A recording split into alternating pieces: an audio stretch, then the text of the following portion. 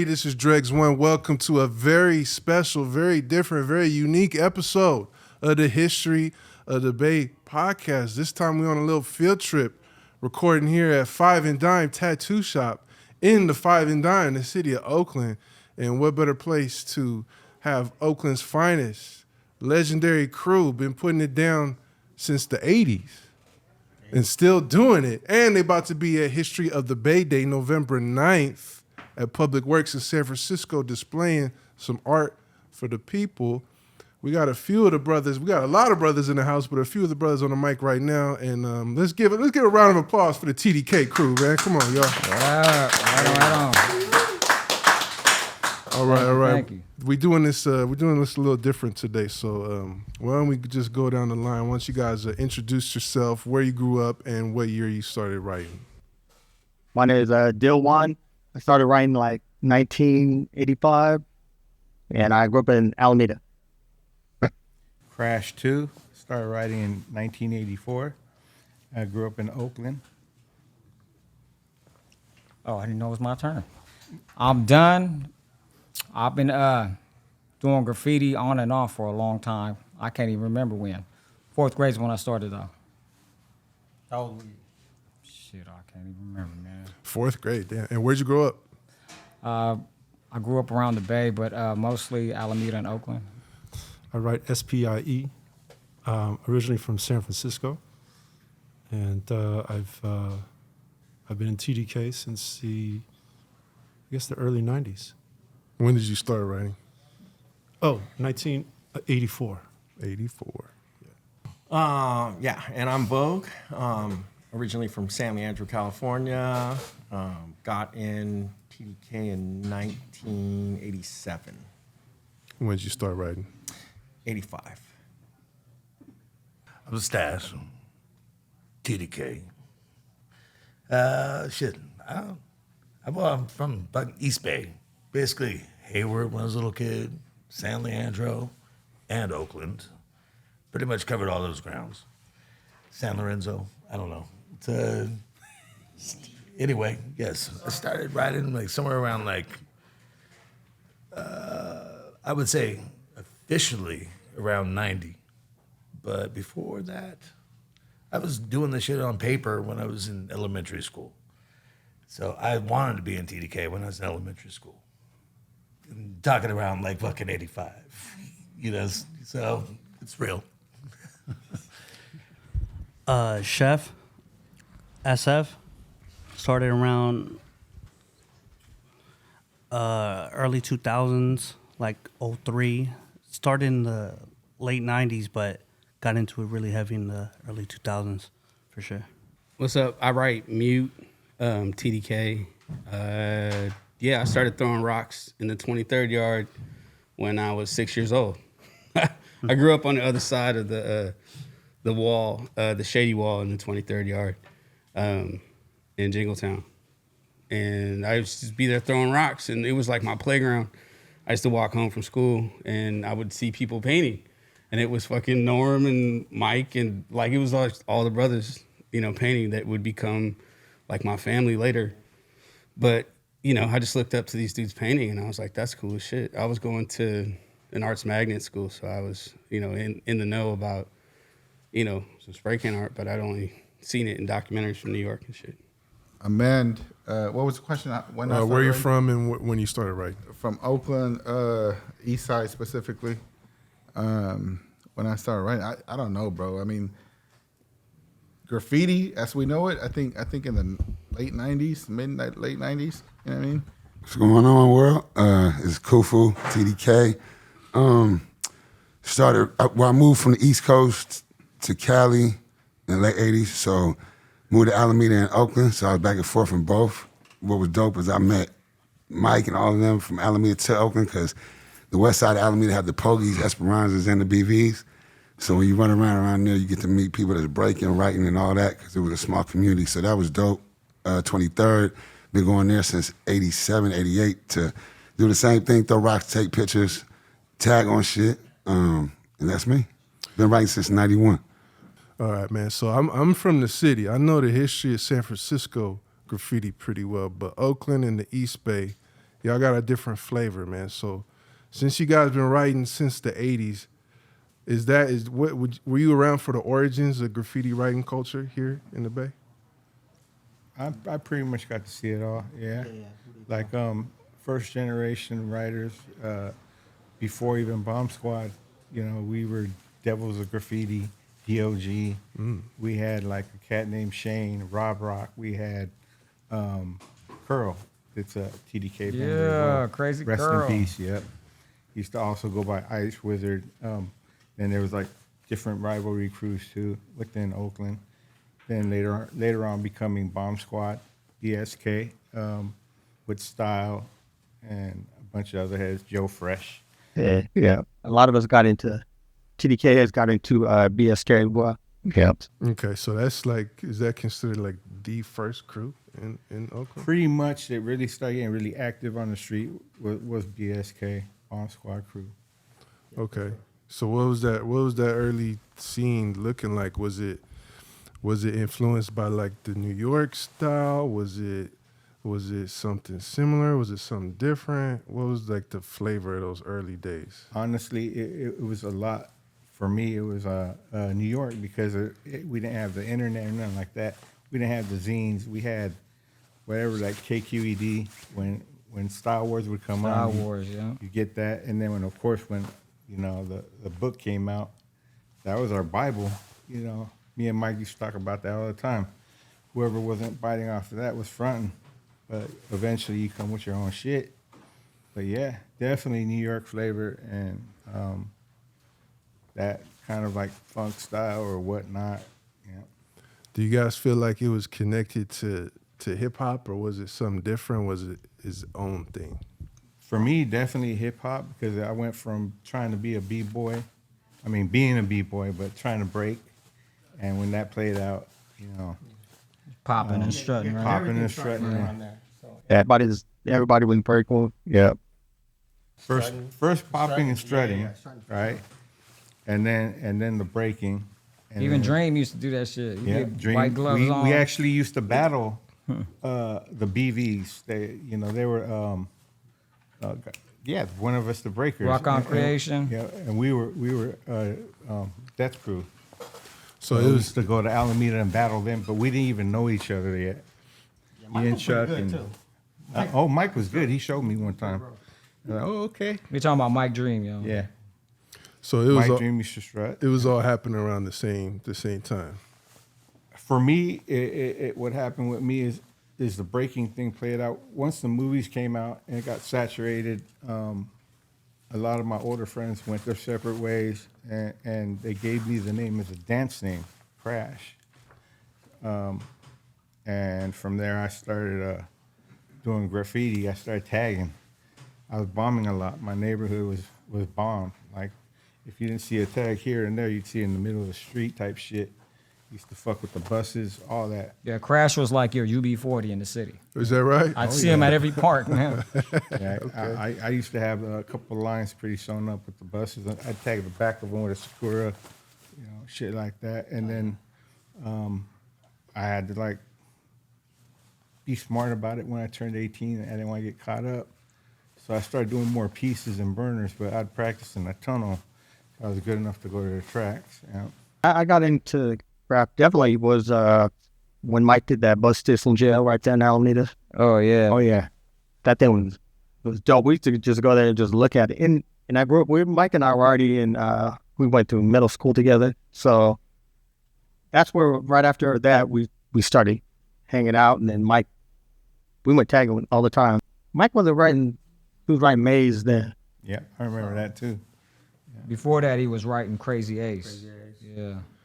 So And you were actually writing Angie, and I was like, who the hell is Angie? That's when. When you were really. When you were, bring that up. Oh, come on. That's some history shit. Because I was like, man, Angie was like, come on. That shit was like, who is Angie? That girl is dope. I thought it was a girl. Man, not you making me sweat. No, no trip. But that's Hey, real- hey, that's before I real even knew it history. was him, though, he would write it in all the pastel colors. So I thought it was a bitch writing this shit. So I'm just saying, I ain't never Hey. knew. But I'm gonna tell you this though. When I came out of school one time, right? And this was Chipman in Alameda, and on the bungalows it had this tag, D-Master. The shit was swirly and hella clean. I didn't know who the fuck it was. I stared at, you know what I mean? I was just looking at that shit, staring at it, and then I found out it was Dill later on. Cause you know, before you get your actual, you go through so many fucking names. Yeah, except for myself. I've always had done. Oh yeah, you did. D-U-N, I spelled the D-U-N. I've had a couple just out of like kind of respect thing. I didn't feel comfortable with Krash because like the guy that gave me the name, he was, oh, you gotta change your name. You're writing. Da, da, da. Started seeing my name everywhere. Like, yeah, out of respect for the New York, that's when I changed it from a C to a K and then a 2. And Dream was like, man, don't put no 2 behind your shit. Oh man, crazy Curl. Hold on, let me tell you a story about Curl real quick. Yeah. We was at Mushroom Park in Alameda. I was a little ass kid. I didn't even speak no fucking English. I'm looking over his shoulder, and he must have noticed me looking at him, and he looked up and said, I don't like to erase. And in my mind, I was like, I didn't know what he was talking about. And then come later on, I realized that he practiced precision. You know what I mean? He didn't sit there and sketch shit. He wanted to be direct and get on that paper and just do some dope ass shit. And I model that shit. You know what I mean? That's what, to this day, I don't use a fucking pencil or eraser, man. To me, it's a waste of time. Give me a pen and let me go to work. You know what I mean?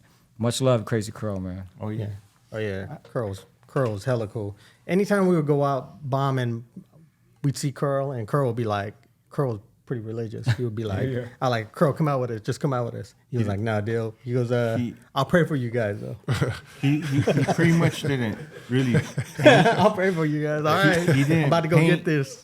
Yeah, he didn't paint, but he was more of a black book cat. But man, if he did, I mean, I think that's where Dunn and Dream carried over with his characters. Definitely. They got a lot of style from that guy because he was one of the guys back in the day that had b-boy shit that nobody else had. He had his own style of b-boys. Oh, yeah, it's intricate, too. And very intricate shit.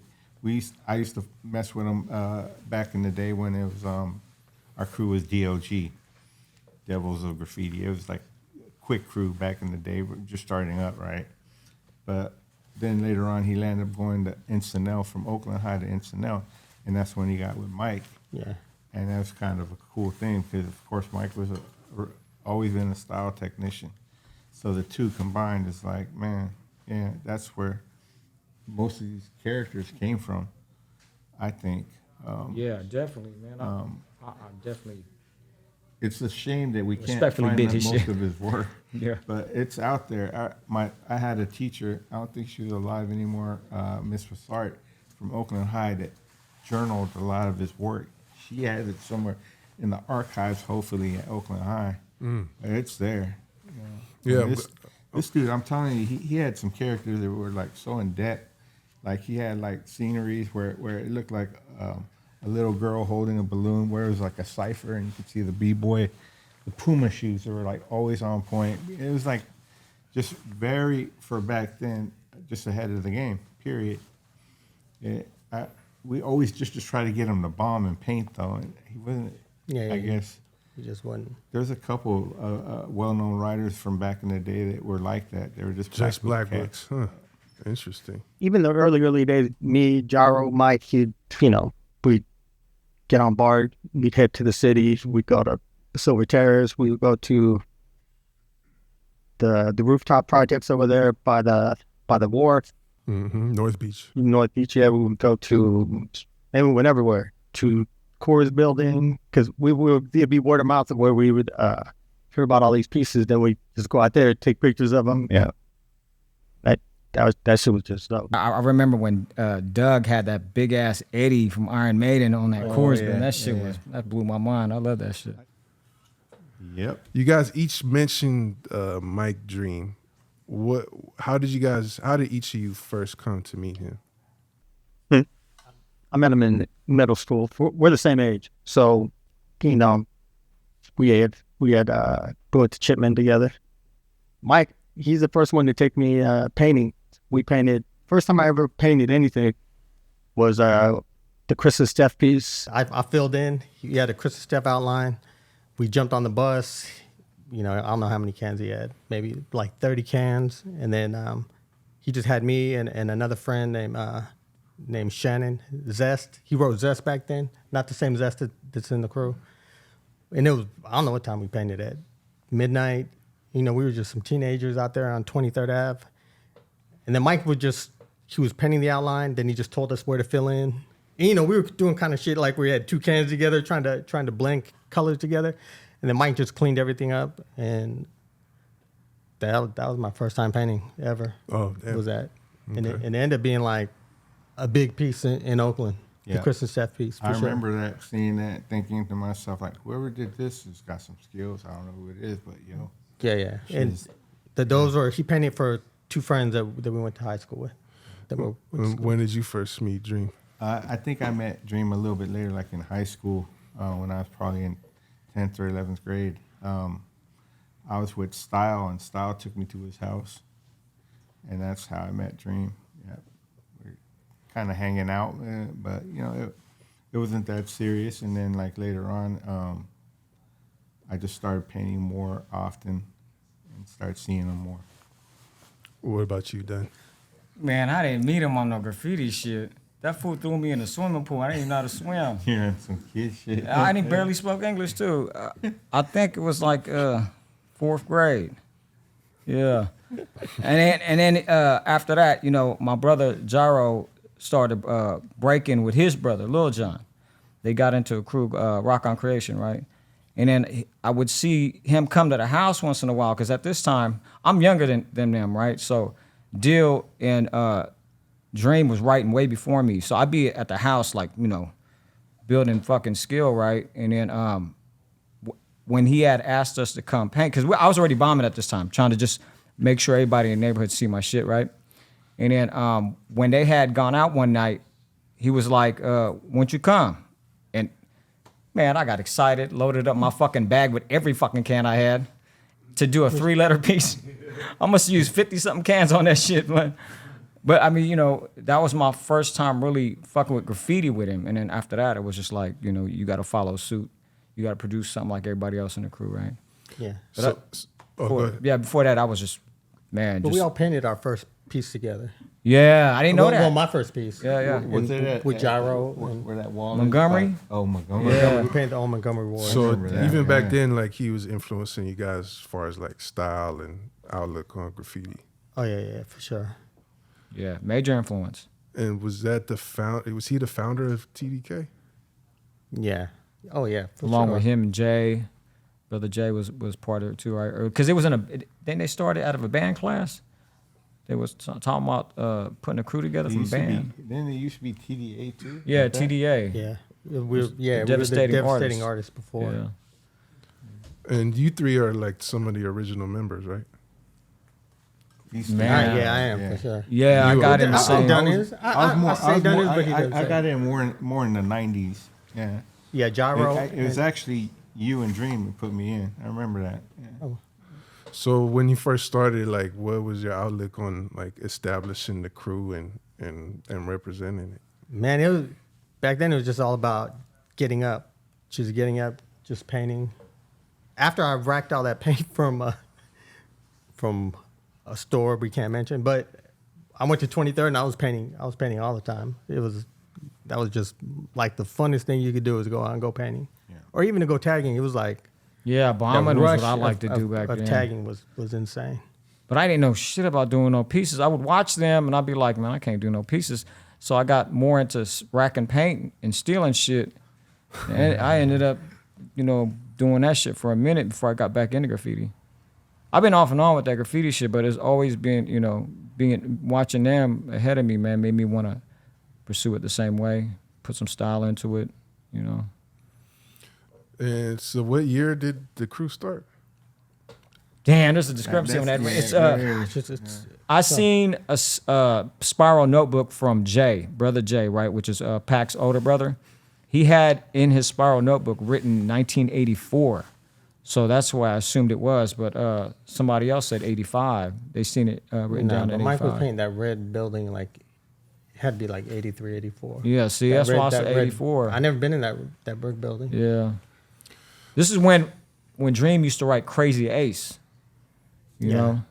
There was an abandoned building in Alameda right by the tube, and Mike painted in there. We just announced the lineup for the 3rd annual History of the Bay Day going down November 9th at Public Works in San Francisco. It's going to be Zay Bang, Lyrics Born, Spice One, and I Am Sue, hosted by me, Dregs One. Also, we're going to have the Bay Originators discussion panel featuring Too Short and special guests, a live podcast with Marshawn Lynch, graffiti gallery by TDK crew, vendors, food trucks, museum exhibit, and much more. And you never know who else might pop up as a special surprise guest. So make sure you get your tickets. The early bird tickets already sold out, but you can get general admission tickets at the link in the description. And I'll see you there November 9th for the 3rd annual History of the Bay Day. Around 87, Dream would come out to San Francisco and paint at a lot of the yards at the time. And he'd get up to TDK, I'd see it. And he was also getting down with OTC in San Francisco. I guess mid-87, Dream is known for putting the Bay Area on the map as far as graph goes, with doing the Best of Both Worlds production. And, like shockwaves across our whole Bay Area community, everybody wanted to go see it. And that's kind of started our ventures out towards the 23rd yard.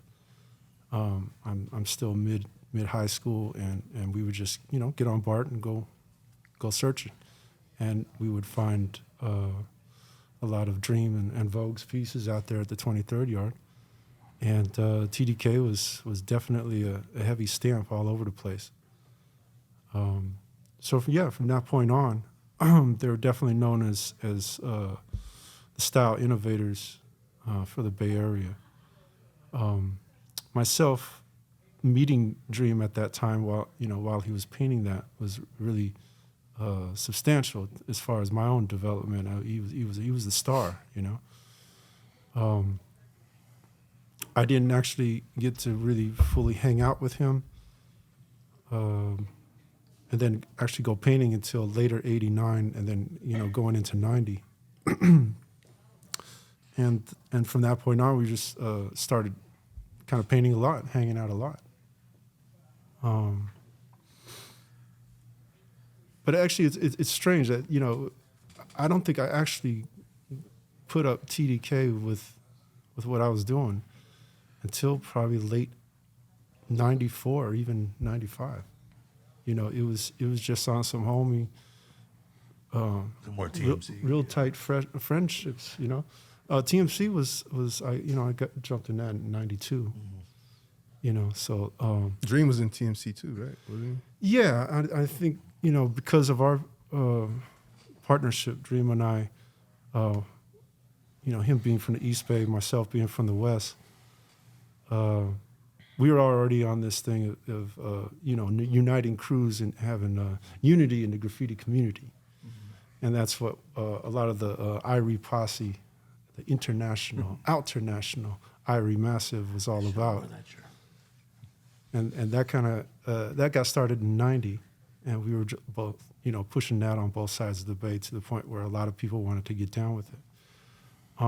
So I had different circles and crews, and so did Mike. And that was just kind of the union, bringing like Stash said, the TMC to the TDK. And when I think about it, I think about crews in the South Bay and some of the other alliances with different naturally groupings of folks getting stuff up. And so you got a lot of, I don't know how you say it, strains of like the TDK influence, and pulling in different writers from different sectors especially of the with Bay. the Filipino community. Yeah, most definitely, About you, Vogue, what was your introduction to TDK, and how did you end up joining? The 23rd was like my stomping grounds. Even though I wasn't from Oakland, like Oakland made me the person I am today, allowing me to do these things, express myself, and originally I was influenced by other crews. I was in OAL, that was out of Oakland, but BSK actually was something that I saw a lot up because Fresh, Dell, Style they were so up in the area, and in the crew I was in OAL, like Plato, Matrix, they were all up. Plato was like pretty much all over, just like Fresh was. But just coming, I think the 23rd yard is when I got more of an introduction to TDK. When they had Montgomery Wards there, they had a production, like if anything was up at the time, like you were there. If something happened in Berkeley, we were there. San Francisco, San Jose, like we make it a mission to go there. And so I remember one specific moment being like, you need to go in Montgomery Wards, and it was like this underground, totally blacked out area. It was flooded, and it was Gyro, Dunn, I don't remember who else. There was a few pieces, like 3 or 4 pieces, and that was like the first really introduction to TDK, but that was outside of Mike Dream. Mike had like little pieces that were scattered at 23rd, but because nobody really had anything really big then, so like I saw like Duz and Dill had some stuff there. So that stuff really caught my eye, and just hanging out there, because that was like the place to be day in, day out, every day after school. It was kind of like my introduction to TDK and Mike, and building a friendship from the different people there, figuring out who was gonna basically be in it as a lifer pretty much. And weren't you and Mike in another crew, the Question Mark crew? Wasn't that y'all too? That was a question. Yeah, we started that, I'm not sure, maybe 1990-ish. It was like, that was kind of like how Spie's touching on different United crews. So we were all in different crews, and I came up with the idea of like, let's try and have like the best people in the Oakland area. And so was MDH part of that too? It was separate. That was more of a Fresh schmo thing. Right. That's what I thought. But the Question Mark crew, I was like, let's do something, and let's not give it a 2-letter, 3-letter thing. Mm-hmm. So we just did, in the original, we were just doing a lot of throw-ups with question marks with our names in it. And so we were hitting that. It was easy to hit up, and it was just like kind of the mystery. And so we just wanted to do the select few, which was only Dream, Fresh, Schmo, and myself at that time. And later we put Poem in. Yeah. Stash? I don't know. What's the question? What was your introduction? How did you first hear? Well, you kind of mentioned hearing about TDK. My introduction was already in elementary school. But I could start with this. I dated one of the girls. She's Filipino, and she told me that she was in her cousins are in TDK. I was like, yeah, whatever. I thought she was lying. Like I was like, I want to be in that crew. I was like, yeah, you're fucking lying. And she happened to be cousins of Gyro and Dunn. And way later on, I told them about their, like, Marie, Heather Del Castillo, and they're like, that's her cousin. I was like, son of a bitch, she was telling the truth. Anyway, later on, fucking 23rd yard, I was always going down there, constantly. I was like there once a fucking week. It was just like serious. I was like, go, go, go, go, go. I was all about it, loved it. You know what I mean? It was, and just folks started noticing me and shit. Like Poem was one of the people that noticed me right off the bat. He was also TDK and started HS, Hit Squad, and big majority of people are in TDK HS, kind of interjoined, but it's anyway, beyond that, Poem invited me to go to LA with everybody. I was like, I don't know. It must have been, it's probably like 92, 93. I don't know how old the fuck I was then. But I ended up on a bus, a rented bus with who the fuck was it? It was a Krash, Pack, Dream, Fresh, myself, and I don't want to leave anybody. I think that's it. Is that me that time? No, You? you were driving alongside of us. Alongside the bus. Going like, yeah, what's up? Back and forth. And Krash was driving the van, and then you have fucking Krash is driving, and then Dream sitting in the passenger seat, and he's like just preaching. You know, he's preaching about graffiti. He's like, oh man, he's like, what's up, Stash? Why don't you write TDK, man? Like almost like I was supposed to and I wasn't doing it. I was just like,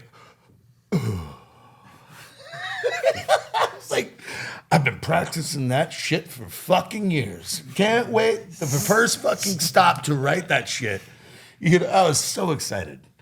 You know, and that was when I got put on. And it was dope because I was in a fucking van filled with some of the best known OGs, you know what I mean? The crew and all that. And that was like extra special. You know what I mean? I was just like, oh, thank you. You know, it was a big experience for me. It changed my life. You know what I mean? A lot of it did. Coming up, you're rocking, you're bombing, and you start getting into piecing. And you hear about TDK, but you also hear about Dream. You look at Dream stuff, and you're like, damn, that's ill. And after that, you look at everybody else's stuff from TDK. You're like, oh, damn, they're all ill. They're all dope. And literally, like in the 90s, you see these pieces that he's done in the city or even in the town. And over the years, you're like, damn, I want to get to that level one day. And later on in life, you know, you keep painting, and you actually start meeting some of these guys. And they're like, oh, what's good? We're down to paint. And you're like, oh, shit, they're down to paint. So you invite them to some walls to paint, and you get to meet them, and they're all cool. And later on, they kind of introduce you to everybody else, and everybody else is all cool, and they all have style. They're all ill. And you're like, damn, I kind of want to rock TDK. Hopefully one day they could put me on or whatever. And I got to meet a man, Krash, Vogue, and they were all cool folks. And one day they put me down, and I was ecstatic, and I was honored to rock the crew. Yeah, actually, real quick, bro, I gotta give you your props, man, because My man killing it, I though, know man. you since house parties and Keeping bus it up. hopping. Oh, yeah. Matter of fact, go back. I might edit this out. You pulled a machete on me the first time we met, No bro. way. No way. But that's all right, bro. No way. It's all I good, man. apologize. It's I all good. apologize. It's all good. No way. There's a little misunderstanding.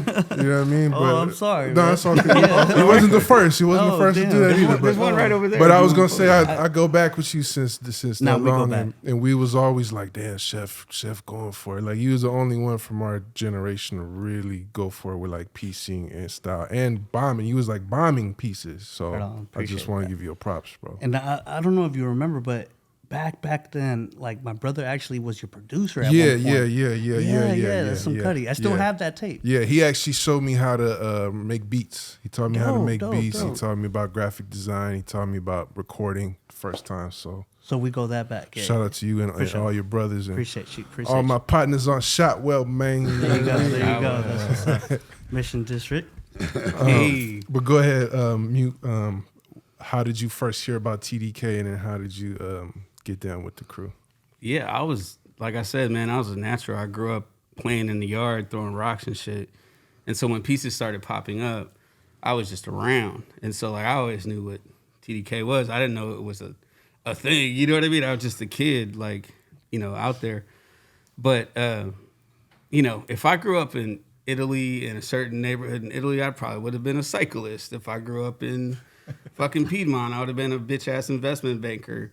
You know what I mean? But I grew up right next to the 23rd, so I became a writer. You know what I mean? That's what I wanted to do as soon as I could.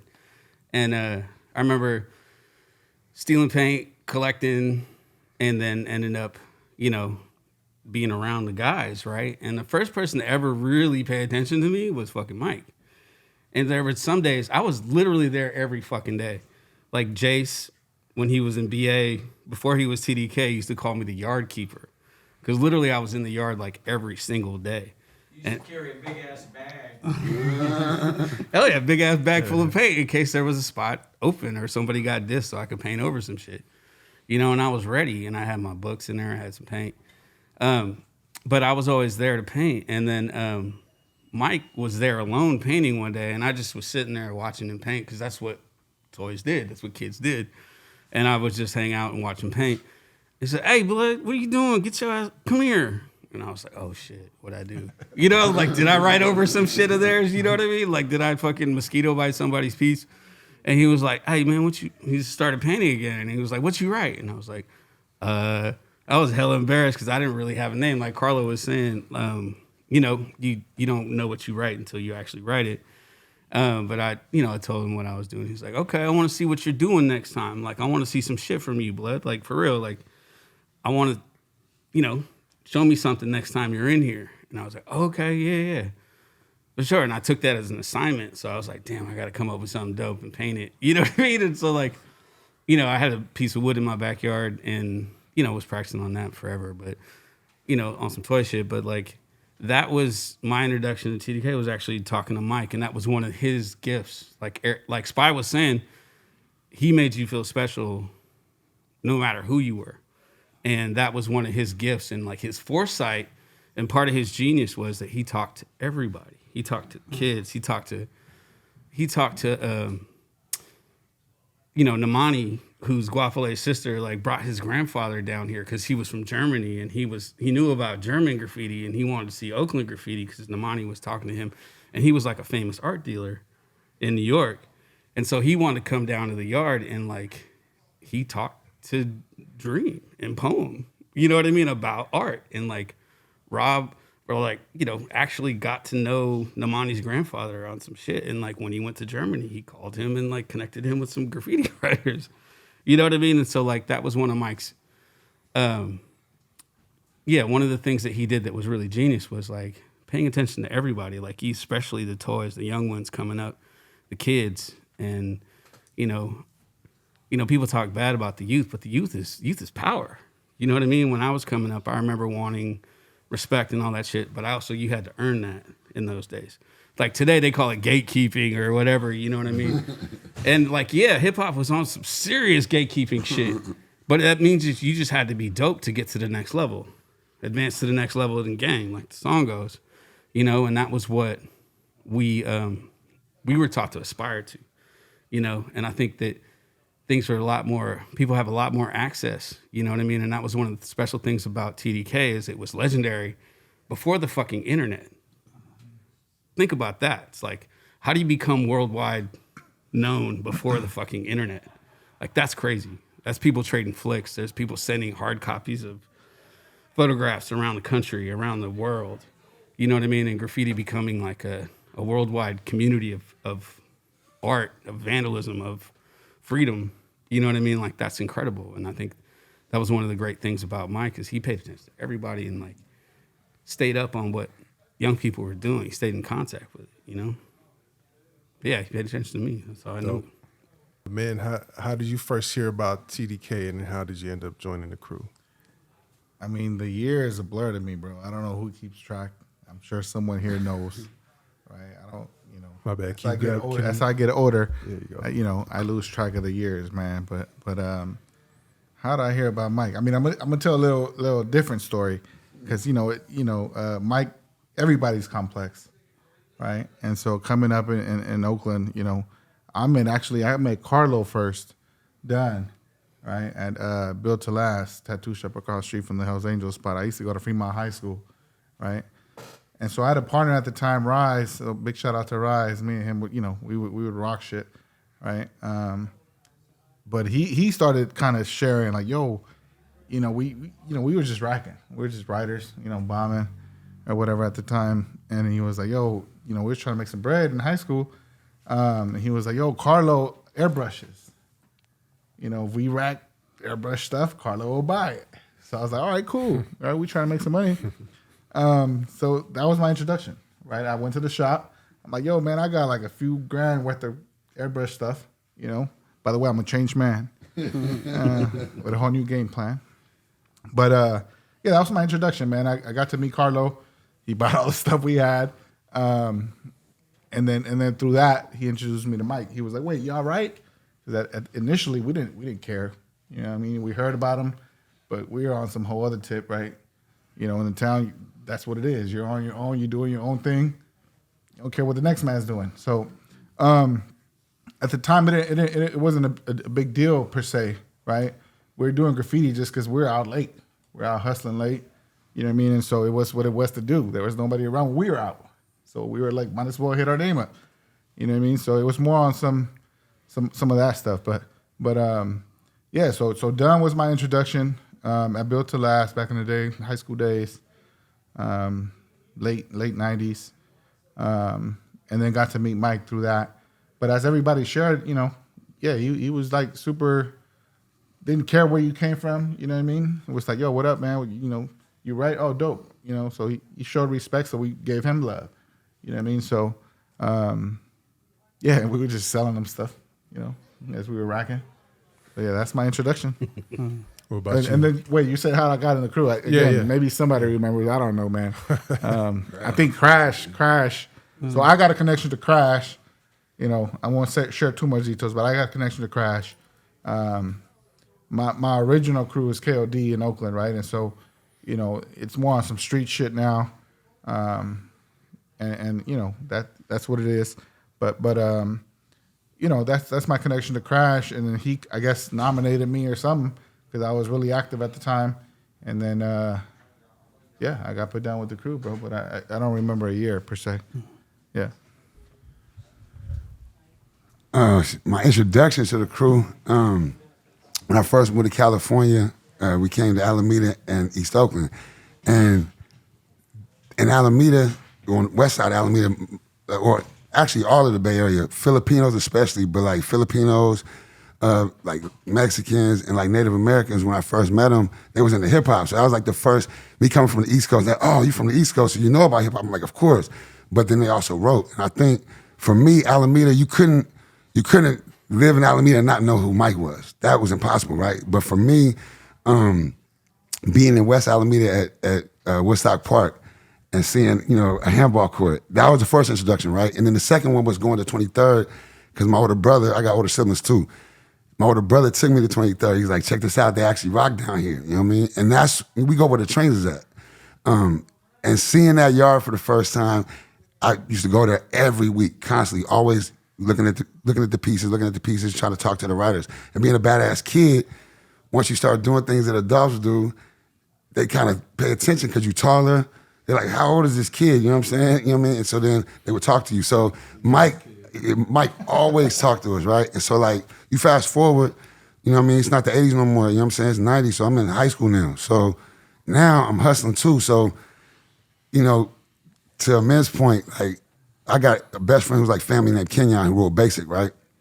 And we were always around Mike in other ways besides writing. And it would have to do with hip hop. And for me, I think the introduction of 23rd, Mike, Gyro, everybody just watching them do productions, but just talking to them about hip hop from their perspective, I think that was the introduction to TDK for me that always holds dear to my heart. You know what I mean? Because Mike, he would talk about hustling. He taught us how to grow weed out of a garbage can. You know what I mean? Like 91, 90. You know what I'm saying? And we was kids, but he wasn't telling us nothing bad. He knew we smoked herb. So you got to grow your own herb, right? But when No Justice, No Peace came, like we was them badass kids that was fighting outside. You know what I mean? It was taking people's paint from their backpacks by hitting the bottom of them to see if they had anything. So Mike knew that we was, and then Kenya would be breaking while we'd be breaking outside, you know what I'm saying? So doing house music dancing. So I think for me, you know, it was both. You know, it was TDK in terms of hip hop, but also in terms of social consciousness and critical consciousness, not critical thinking. So Mike will always have us, you know, talking about things that had to do with the community, you know what I mean? And not just our community, because knowledge of self really meant knowledge of everyone around us and the oppression that they go through. But how do we speak through a can like that? So I think for me, those are the dopest introductions, was hustling, but also being a complex individual who doesn't have to play into some gimmicky, corny narrative of what hip hop is. And I think the introduction that always stays with me the most is the messages that Mike would put up and that then Spie would put up. but Krash, and that's how I'm gonna get to my introduction. So Krash will always have productions that had to do with fuck Columbus. You know what I mean? Mike would do fuck Christmas. Like, it was always about, tax dollars kill, fuck capitalism. Like, these were the things that we right behind them. We only 4 years younger than them. You know what I'm saying? Or at least me, you know what I mean? So for me, like, that's what we pushing. You know what I mean? So you fast forward, I've always, been in and out of writing, you know what I mean, since the 90s, but hustling kind of takes you in and out. But in the early 2000s, when Mike passed, I actually was working for ARPD, and they did the memorial at Woodstock Park, and I'm the one that had to open it up. I didn't know they was even doing that. So when Lil Jon came up, I was like, damn.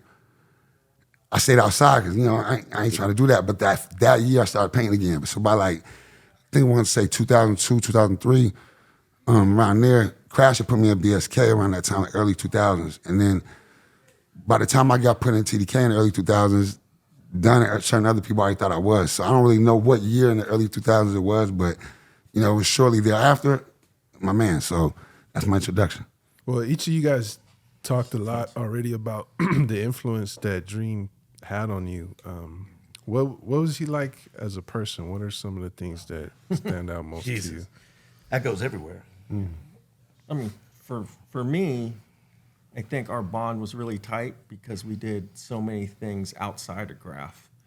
And even though we lived in two different cities outside of Oakland, we knew all the same people. And some of the original TDK members moved to San Leandro, so we had more common friends and bonds throughout. And we did outside activities, not sometimes all legal, but that kind of helped us grow. And I learned a lot. We shared a lot. We learned a lot. Earlier, yeah, and one of the things I had talked to Meut about over the phone was just how he navigated things at such a young age. When he did Best of Both Worlds, which Spie mentioned, he put up TWS, and those two different it was styles. but he was only in it for 2 weeks or less, and then he decided to get out of it because of his relationship with TMF, knowing all the different people in both crews. So I got that, and we were on an LA trip together with a lot of the guys from TWS at one time, and they wanted me in, and I had no problem saying no because I had so many friends in TMF too, and I knew the relationship, and I knew that TDK was growing, and we were forming our own family pretty much. Me and Mike would talk about that quite a bit at the shop. About TWS and TMF. The Best of Both Worlds, Mike Dream's solo production, produced in July of 1987. How long would you say it was? 100 feet long, close to 15 feet high. It's like a block. I believe Mike 100. I believe Mike shared with me that it took a couple weeks to produce. He kept coming back to it. Yes, wood ladder. Oh, the wooden ladder? He had a wooden ladder. Yeah. They don't even think they made aluminum ladders. It was Right. Stop, pogo stickers. Now, at that time,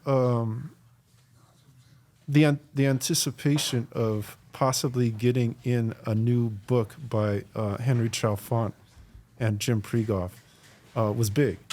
A lot of folks were doing pieces trying to be the pick, There's plenty of TWS pieces, plenty of TMF pieces. They give little shout outs hey, here I am. But, Mike did his, but it also came at a time when they already made their selections, right? So it didn't make it in the Spray Can art book that was released in September of that same year. But what did happen was Phase 2 and Dave Schmidt-Lab's IGT, or the International Get Hip Times, right? the publication out of New York. Well, I guess the first graph newspaper. Yeah, zine. Zine newspaper was out, and they put out a call for I can't remember the exact big title, but it was the Intergalactic Aerosol Rockathon or something of that sort.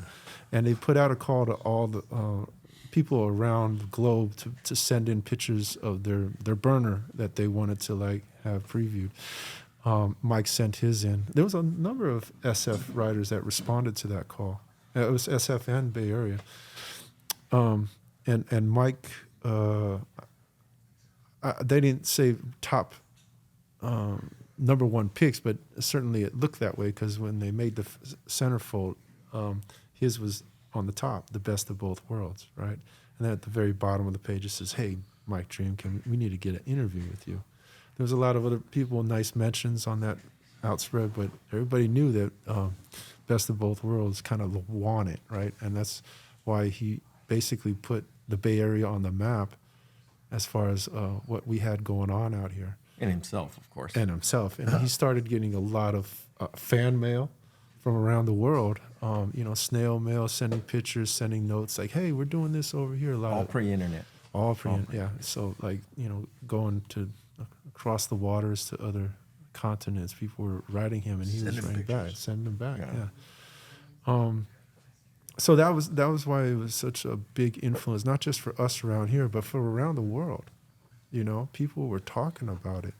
And you can go to, I guess, was it Gassman's book, The History of American Graffiti? It plays the centerfold of that huge volume, like right in the centerfold of it. And so it marked a big stylistic, innovative presence upon everybody's mind, especially in '87, but even still. Well, I think at the time, I think the premise. I was just going to say that. That's crazy. Well, I think the premise of it is because a lot of people were choosing sides because you had the TWS people, TMF. So there's funk and the more they call new wave because we were influenced from outside Paris and elsewhere. Mm-hmm. And so Mike decided to be like, I could do everything. I could do both. So that's why it's the best of both worlds. A funk side, a more stylistic side. Right. You had the robot on one side, the transformer robot.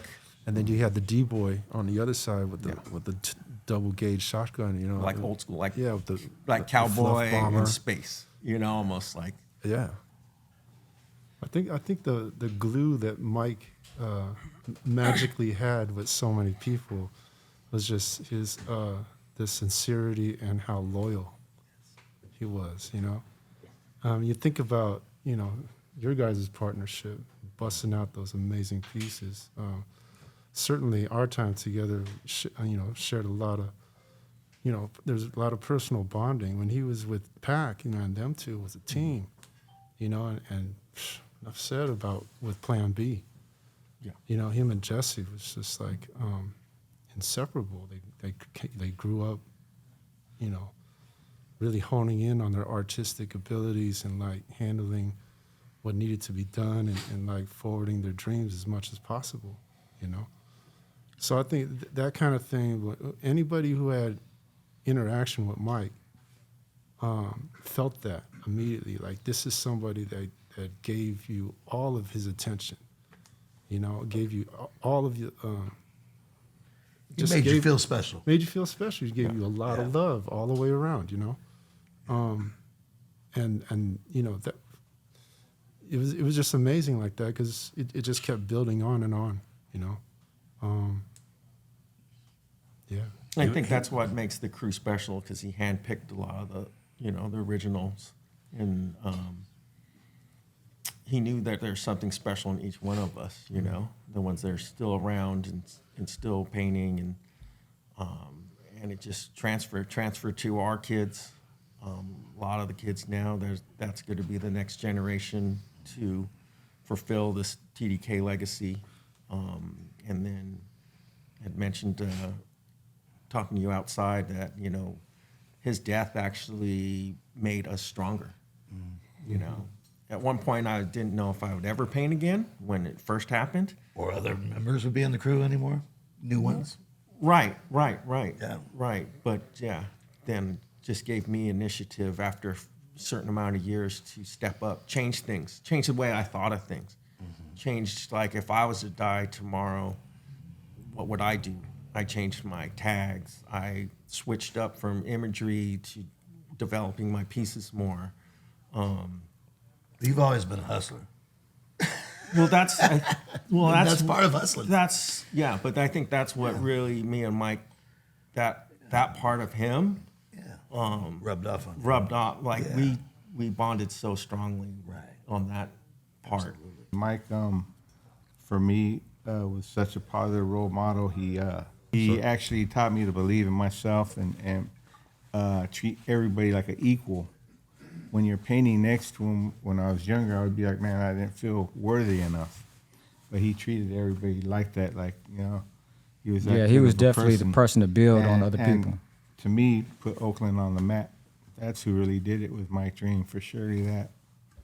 I never, obviously, like, throughout when I was painting as a youngin', seen Dream's pieces, but I never got to meet him. But with everybody here, you could tell, like, Dream influenced everybody.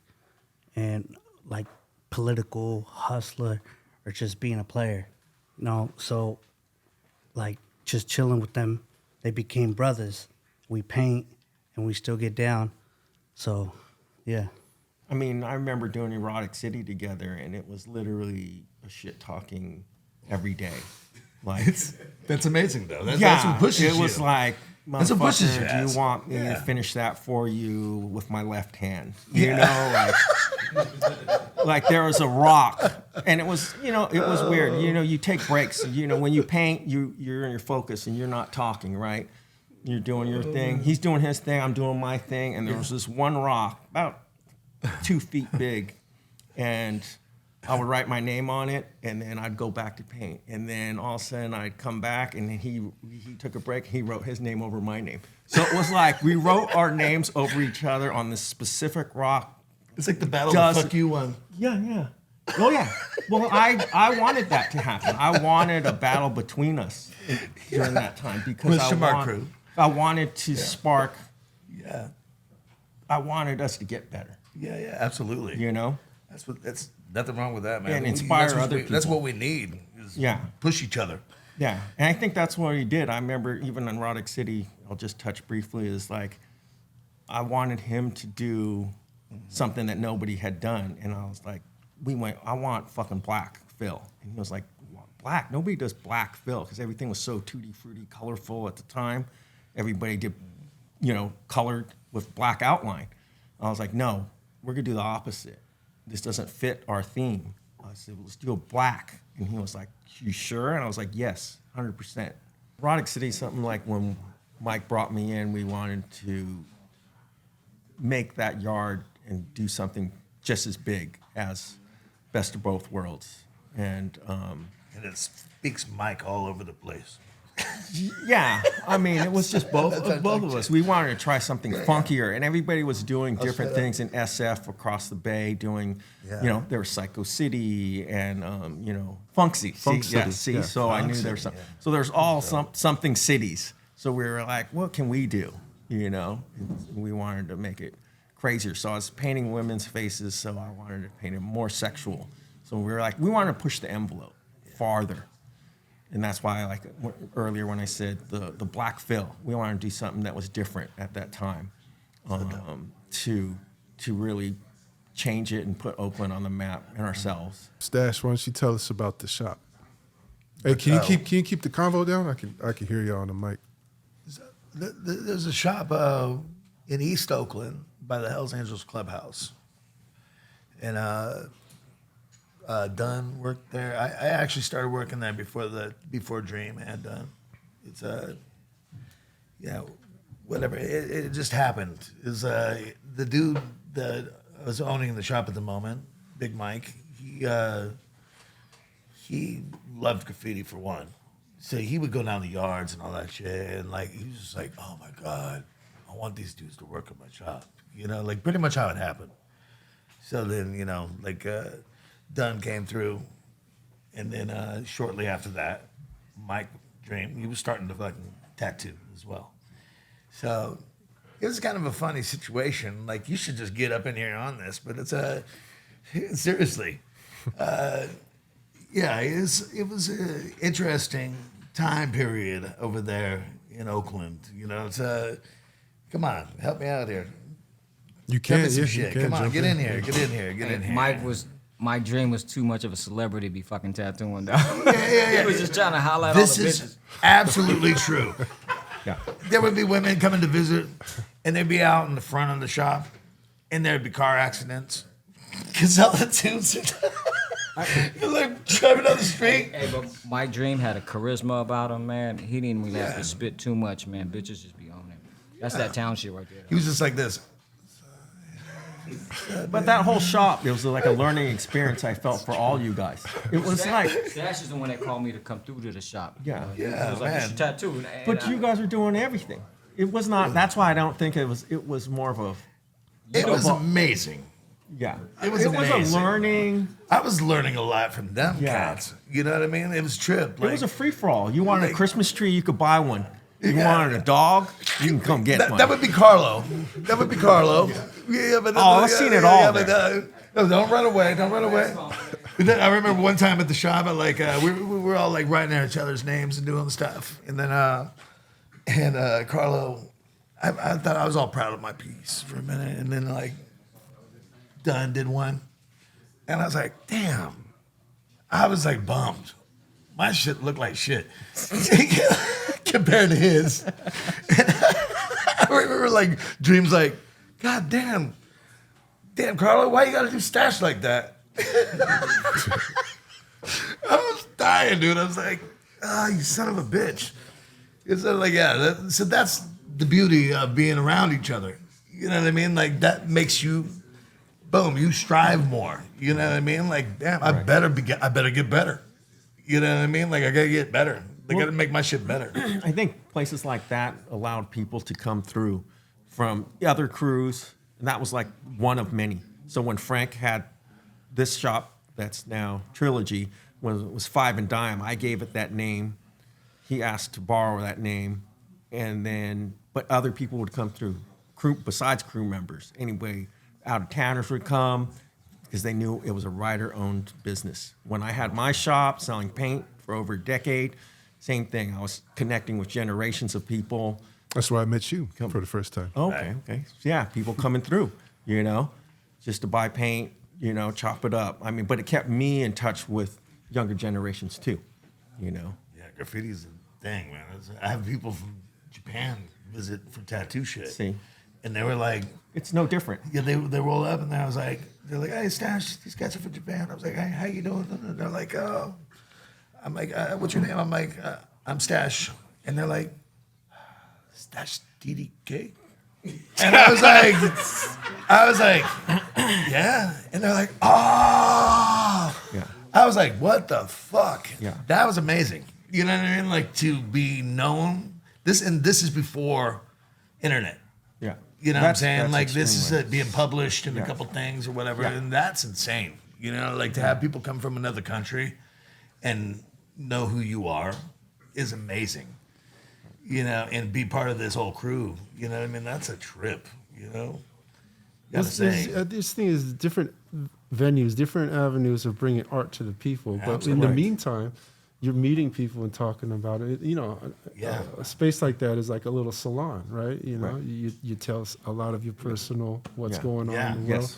And Mike was doing that with his airbrush shop. Yes. Oh You yeah, know, when he absolutely. was at Hilltop. Richmond at Hilltop Mall. Hilltop Mall, and Yes. before that, Eastmont Mall. Eastmont Mall, yeah, Yes. Coke's over there, and like everybody would come through. It Exactly. was like it was bringing that fashion to the That clothing. It was like underground that wear. was the thing. yeah. and All the people hip-hop have your jeans stuff and on everything. your clothing, right? Yeah, yeah. People were wearing portraits of themselves on their jackets. Yeah, and stuff, yeah. you know? It's coming back. Yeah, man, done as well. It is. It is actually, yeah. So and it was also a way for younger folks to come through, and he would definitely spit game to them like about this is how you handle doing this or that, and Right. like, Navigation. yeah, and even if they weren't coming for the art, they just wanted to kind of get a little bit of that knowledge. Yeah. And there was a place where you could catch him in his element, doing the airbrushing, Right. or actually, working Teach them on, culture, teach working them on knowledge. the skin, right? Yeah. And it's similar to what Stash does now. It's similar to what Carlo does right now. Yes. It's that's what it is. I love the direction the crew went. You know what I mean? Yeah. With Greg Morizumi, rest in peace. He actually influenced Spie and Dream to become more political and fight this old machine of oppression and shit. So it kind of made me feel it more so. And as soon as I seen that Malcolm X doc, man, I was like in that shit. I was ready to firebomb motherfucking spots and shit and paint my name right after. But I'm saying that direction we took on that, being more political and more aware of our surroundings and the hardships and troubles that the society is based upon from all these capitalistic ass companies and shit, it made us more aware, That's when we did the No Justice, No Peace show. Yeah. And that kind of like triggered that whole thing of like, damn, we are the first ones to come with that, no justice, no peace. That's where that broke off from. And we were everybody's all out there against still police bickering about their styles and shit like that. We was on some other shit. Yeah, we're on that police brutality shit, but on a positive note where we're painting our feelings. We got to like put it all on the wall at that show. When Dream and I first painted, it was actually a call from a student group on UC Berkeley campus doing a rally to fight against racist skinhead attacks that were going on Telegraph Boulevard at that time. So this is 89, 90. This is the era of like hip hop brings something to the table that we can learn from. If you ain't got something to say, go back and do some studying and come back and share it, And that's whatever one people want to say, the golden era or the vast variety of the types of music coming out in the genre of hip hop. But there was this, there was an energy about, the Spike Lee film coming out, the Do the Right Thing, the Malcolm X film, and the era kind of brought this consciousness wave going on, right? Folks were taking off the gold chains, and then Plan B and Dream were wearing just this black robe with the red, black, and green sticker tape around it, right? The people wearing the Africa medallion, people wearing X hats and stuff, and X Clan was popular. Of course, everybody talks about Public Enemy and KRS-One, and there's all kinds of that stuff happening, right? And so it's quite natural that we would want to be more aware of like what's going on in society that is affecting communities and especially communities of color. So we were invited to paint that board, and we painted the name of the student group that was defending, folks up there in Berkeley. They were called No Peace for Racists. So we did the name on the boards. And it was interesting that, Mike and I, the very first thing we painted was on some tip of like not doing our names, but something that was, had to do with fighting racism, right? So from that point on, it was just like there's a number of things happening in the world. We felt like, we need to have a say about it, like throughout the late 80s, it was all the anti-apartheid movement. People were expressing themselves artistically, and then obviously musically as well. So the arts had a very much a big input into saying something about, social change and bringing in the politics. John Dunn was talking about the influence of Greg Morizumi, who recently passed on, and as like an elder statesman of our crew, our guide in so many ways, he came around to the yard and would meet Mike and talk about, hey, check out these books, right, by Assata Shakur or George Jackson, Mumia. Mumia stuff was coming up later in the 90s. But yeah, Also, around that time we were already meshing these kind of ideas of social consciousness, awareness raising. In 91, there was this thing called the Rodney King beating, right? It was captured on video, and it was like big thing because it was captured on video. The following year, there was the trial for a small fraction of the officers that were doing the heinous terror on this man, and they all got acquitted. They got let go, right? And it set off riots around every single city across this country, and you couldn't like look away and say, "Hey, I don't see what's going on. Like this is what's going on," right? Then the common phrase at that time of people in the streets was "No justice, no peace." Fuck the police. And so that kind of led to what we were saying about the No Justice, No Peace show coming up later in that 92 year. 92 was big, huh? All kinds of stuff happening in 92. Crazy. Yeah, the smashing on the quincentennial of Columbus, and whose land are we occupying, and what's the history of that? Why has it been so hidden? Thanks for nothing. Thanks taken, right? So that No Justice, No Peace show was titled after the call on the streets. No Justice, No Peace. Greg Moore-Zormi gave it the other subtitle of Word from the Underground. And us being underground artists, a voice for the people, had our expression talking about what's going on, right? And it just so happened that it was actually the very first graph art show in a gallery for the Bay Area. And we brought a whole bunch of people. That was in big. there. It was big. That was a big deal. And it was on. It was. There was interviews with Mike on there. With the. I remember him like, "Oh, what's up, baby?" Yeah, that was Billy. Was that Billy Jam show? Yeah. He's like, "Hey." Yeah, with Lady Hart interviewing him. Yeah. But yeah, we made the front page of the Chronicle. We've got a lot of play just in a short run of that exhibit, and it made a stir. For something with no internet at the time. Right. Yeah. Right. It was all word of mouth. Yeah. So it was although there was a core group of artists, Krash, myself, A Dream, and Doug from TMF. Too. Dunn painted, along with the short list. There was a short list, and that was the long list. There was probably 20 other people. Yes.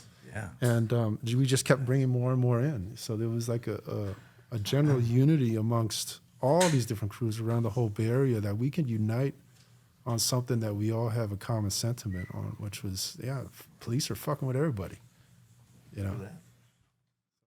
I asked everybody else about like the political messages, which you already talked about, but one thing you got me thinking of, and just kind of knowing all y'all work, is like the cultural element too.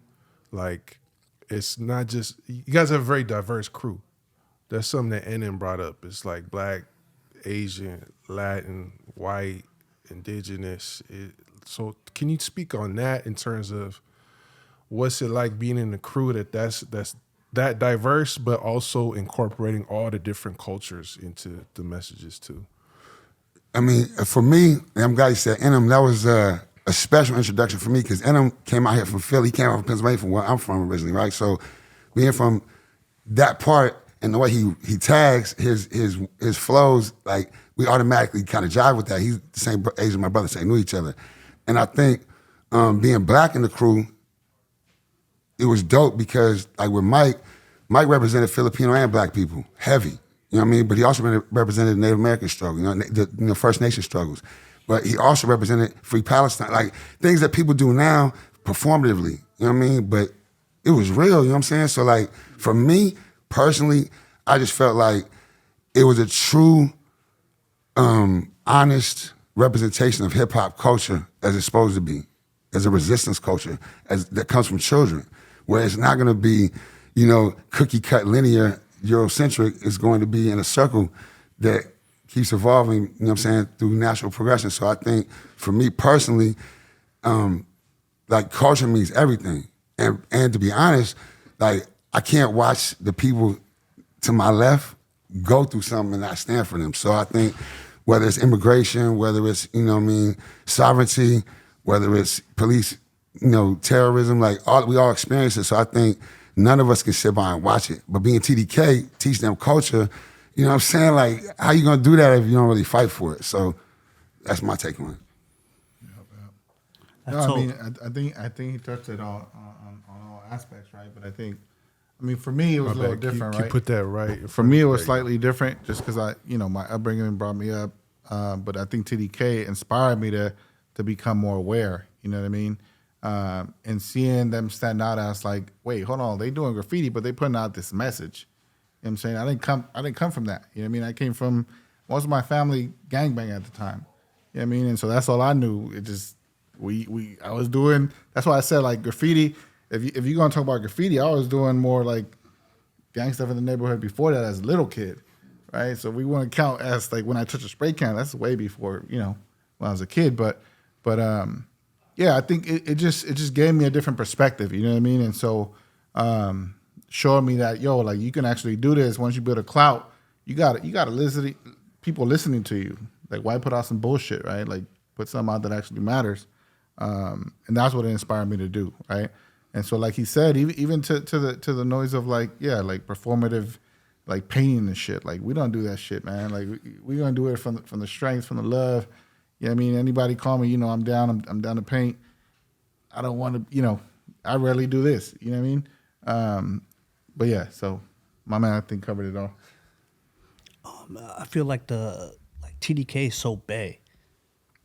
The Bay Area is so diverse, and just having a crew with so many different like ethnicities, like it's just so Bay, and it's especially with like the Bay Area being so like it's the birthplace. Oakland is the birthplace of Black Panthers. So, and bringing into like a graffiti crew with that image of like just so diverse and having those political stands, I think is dope. Yeah, for sure.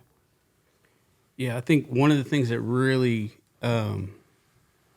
brought the aspect of roots and culture of revolution to the work of TDK was one, that partnership with Mike Dream, who was just an excellent style technician, from the town, from the street, and someone like Spie, who's revolutionary minded, like them being partners and painting that piece at Psycho City, the up high, like that to me was like, that's just fucking Sistine Chapel for Bay Area graffiti for us. It was huge. Two, it was untouchable, and it was just like literally above everything, right? And Eric was talking about like 1992, and it being a big year in so many significant ways in terms of hip hop culture, in terms of the history of colonization in America, of all these things started to kind of come to a head at that moment. There was a crew that really inspired me, like an organizing crew called Roots Against War that really inspired me. Spie was a part of that crew. Those folks were really cool to me as a kid. I remember being 13 years old and being welcomed into that space. As a young person that was, I come from an organizing family. I'm an Alcatraz baby. If you don't know about the occupation of Alcatraz, I suggest you figure it out. But my family was a part of the occupation.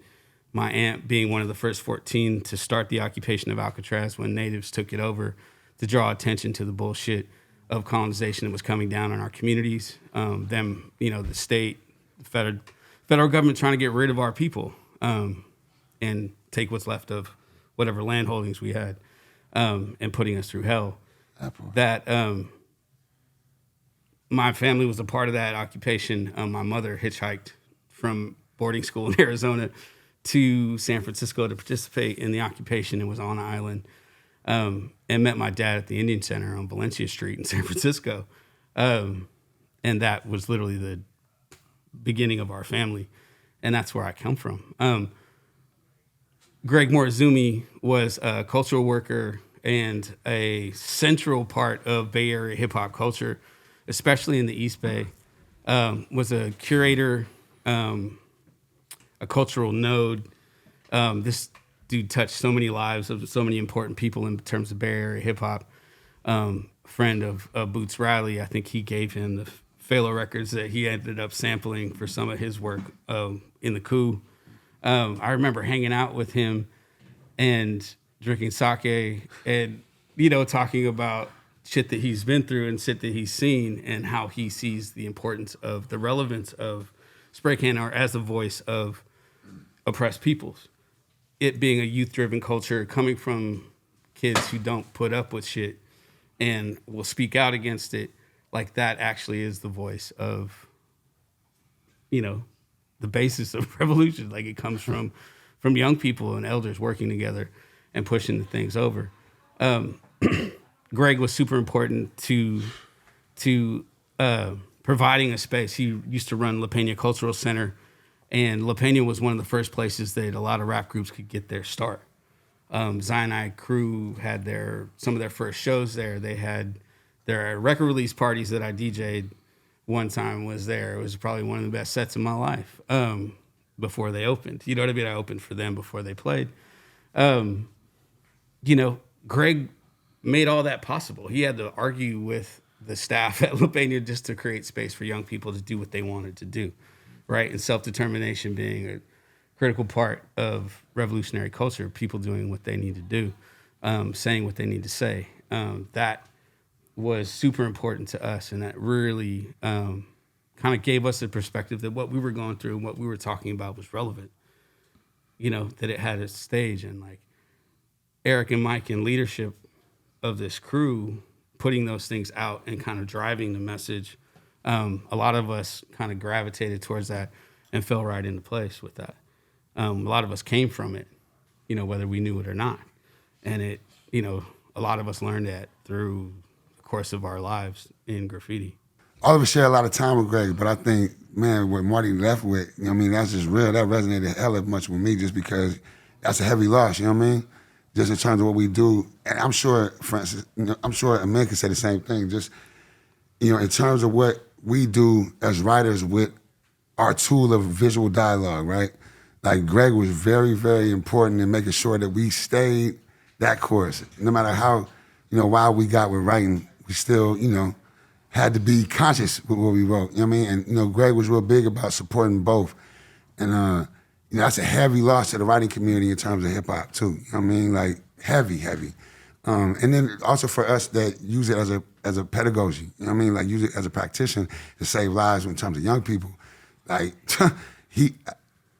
I'm gonna leave it there. You know what I mean? Because if you know Greg, you can't mention any nonprofit work, any work that has to do with really not poverty pimping. I'm talking about like really getting money to actually help the community and third world communities, not just locally. You know what I mean? But newcomers, people that actually come here, and writers though. You know what I mean? Like he touched a lot of international writers in the city. You know what I mean? So I just want to give it up again for Greg, for sure. Love that. No, for sure. I think just to add to that, I mean, he, to add to what Marty said, Kufue said, he was definitely one to like push you and open doors for you, right? Like he's seen the potential.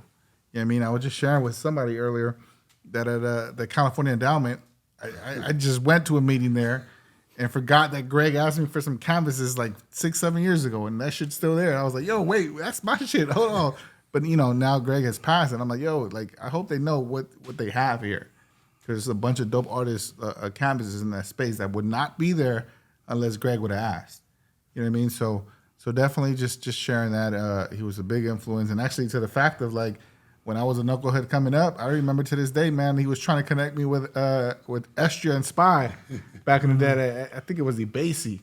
This is when I was really active. And I remember going in there, and I was like, yo, man, I don't do this, like, I don't do this stuff, man. I'm from, you know what I mean? I'm like, F this. You know what I mean? Do all this, yeah. And I had bump heads with Estra. He's good homie now, you know what I mean? But I had got on him about it back in the day. But Greg facilitated some of that. It's like, yo, you got to see it from this perspective. So definitely just want to share that there's a celebration of his life coming up at East 14 and 23rd Ave on November 1st. So I don't know when this is coming out, but if it'll be it's out before then. Yeah. If it's then, it's 2 to 6. would love to have everybody from the Bay here. He was a vital part of the crew in general. Influenced a lot of us in many ways. And unfortunately, we don't get to give folks their flowers till they're gone. Big shout out to my man Merckx. This was his original spot, Five and Dime. We know him from many perspectives and different lives, but that's my guy. But hey, rest in peace though to Merckx, Stare, Jay, brother Girl. Jay, Mike Dream, Plan B, Saphir. Saphir, yeah. I wanted to call in Pac One, who was a huge part of the TDK crew. He actually, Mike is the first person to actually notice me and talk to me and make me feel like I was a part of something at 23rd. But it was my friendship with Pac One, whose nickname was Bucket, because he drove a bucket. I thought it was because he looked like he could eat a whole bucket of chicken. but they called it Bucket, and I was like, okay. We became friends, and Bucket was literally the glue. To me, he was the glue that brought the crew together. I feel like he would just swoop me up at a moment's notice, and all of a sudden I'd be at his family house with his, chilling with his moms and pops, and then Mike would be there, and then we would head out. But he was one that would bring us together, and we would go paint trains together. Asia from TDK, we would go paint trains together. And yeah, we had a little subsect of TDK before I was TDK. It was called VC, and it was me and Doer and Blues from RVK. You know what I mean? The Skyline High crew. Him and Tunes taught me a lot about graffiti also. And bus hopping, they were Oakland bus hoppers. And they had them flows, man. They had hand styles beyond, man. They were incredible. But Pac was the one that brought me around the crew and made sure I was there at Bella's christening. You know what I mean? Some of the second generation as they were being born and they were being christened and going to family events. I would show up to paint thinking we're going to hang out and eventually go paint, and I'd end up at a family barbecue. You know what I mean? And I'm kicking it with, people I don't even know. You know what I mean? That, that was Dylan, that was fucking Chuck, that was Carlo. You know what I mean? Before I actually knew who they were and what they wrote. So it became more of a family. TDK is a family. It's not, just the solely a graffiti crew. With his selection, Mike's selection, I just wanted to add that, TDK's been around now longer than he's ran it, under just us just trying to keep it together. And I'm very fortunate and glad that I'm part of this crew, and hope that it can inspire generations to come. I mean, I know we're at the tail end of our careers, but hopefully younger crews can learn from this and see that there is a career. A lot of us do this for full-time living, whether it's tattooing, muraling, some kind of art form, or politically, it just changed. Meut using his stuff that he learned in this crew to do the things that he does.